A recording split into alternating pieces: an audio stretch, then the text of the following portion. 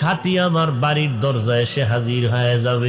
যাদেরকে আমি আপন মনে করলাম আমার কলিজার, এরা বলবে তাড়াতাড়ি ঘর থেকে লাশটাকে নামাও, তাড়াতাড়ি লাশটা ঘর থেকে নামায় দাও, ঘরের মধ্যে লাশ আমরা পাহারা দিতে পারবো না।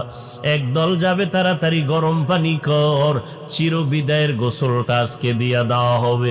একদল দৌড়াবে বাঁশবাগানে কবর খনন করার জন্য, একদল যাবে বাজারে কাপড় আনার জন্য, আমার গায়ের গেঞ্জিটা পর্যন্ত বেলের দিয়া কেটে কেটে রেখে দিবে। এই চিরবিদায়ের গোসল করাইয়া চিরবিদায়ের জানাজাটা পড়াইয়া এরপরে আমাকে যখন কবরের দেশে নিয়ে যাবে, বাঁশবাগান যেখানে দিনের বেলাও যাইতে বড় ভয়, দিনের বেলাও যাইতে মনে চায় না, ভয়, সাপ বিচ্ছুর ভয়,